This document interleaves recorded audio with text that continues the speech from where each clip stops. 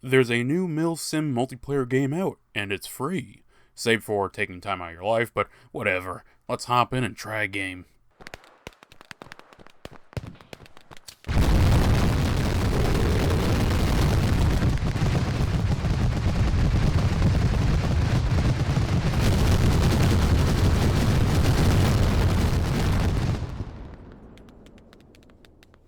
Oh.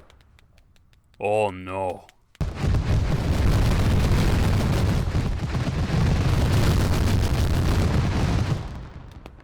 Operation Harsh Doorstop is a game made by the YouTuber Blue Drake. It lives up to the name, as every time I try to start an operation, it comes to a harsh door stop, usually involving a massive hacking problem. The goal of the mission is noble. Let's make a jumping off platform for mods, similar to Gmod. Problem is, there aren't many mods day one, as is to be expected, and the ones that are there, save for a few, are kinda meh. But I'll get to that in a minute. The base version of Harsh Doorstop is a one multiplayer mode infantry-based combat sandbox spread over time periods ranging from World War I to modern warfare. You can mix and match who you're fighting as well as what equipment is being used. Want Russian soldiers in Afghanistan using World War II equipment? So be it. When kept to just faction-specific weaponry though, there is not much variety. For some at least. I mean, you better like AKs with iron sights when playing the insurgents. The dev claims to have single-player missions, but it's just bot mode of the multiplayer, not actual missions. And the bots come with only the smoothest of brains. Here's me taking a peaceful stroll through them on some server with humans versus bots. Speaking of humans, it may just be my experience, but there's not many occupied servers. The servers that are occupied have massive hacker problems. I have recorded roughly 6 hours and only had 2 matches with no hackers. I easily played over 20 matches and all had hackers spamming grenades. Now it's bad when they steamroll one team into losing all the points, but sometimes you get 2 hackers on opposing sides who just grind the match into a standstill of spam. Oh yeah, the multiplayer is just rush, but you attack and defend, simple enough.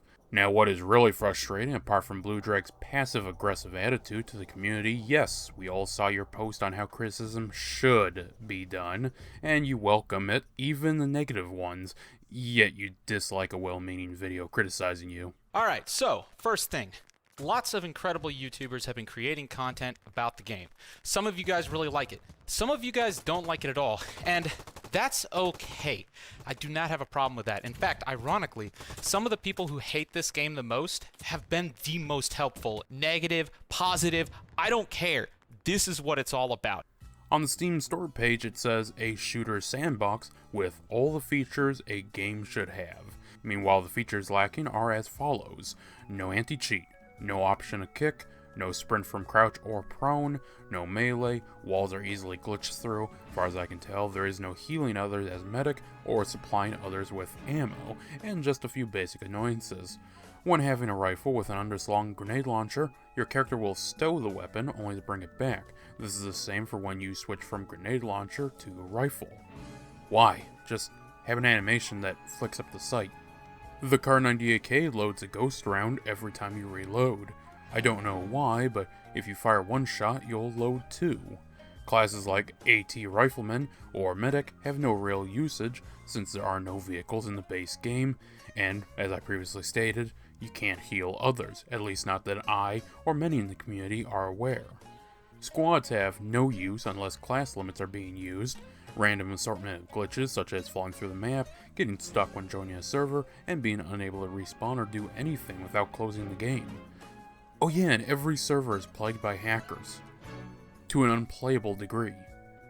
Now they will be implementing anti-cheat and are supposedly addressing issues, but why did you release it?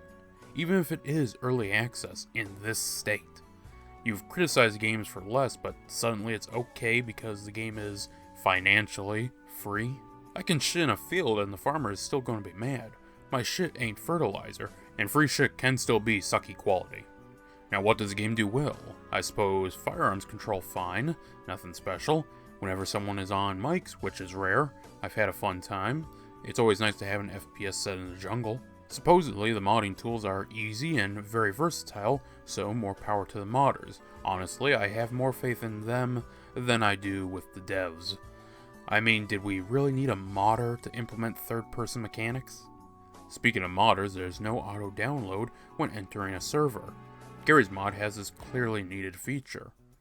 So to sum everything up, this is a skeleton of a game that's missing a leg, and with the PR grace of a drunken paraplegic. For a guy claiming to be against anti-consumer practices, just tossing out a pile of scrap and telling the community to fix it doesn't seem the most pro-consumer. There are only 3 major mods, but only one I would really hold up as particularly good. If you are going into this genre niche, then you probably already own Arma 3, or Gmod is free. For now, your time will be better spent elsewhere. Wait a few months and check back. Maybe then the devs will have fixed the poor optimization, hacker problem, or more likely a mod or two will come along that is fun or creative. Till next time, remember to like, share, and subscribe. I'm gonna go play some Trouble in Terrorist Town. And now, folks, it's time to say goodnight. We sincerely appreciate your patronage and hope we've succeeded in bringing you an enjoyable evening of entertainment. Please drive home carefully and come back again soon. Good night.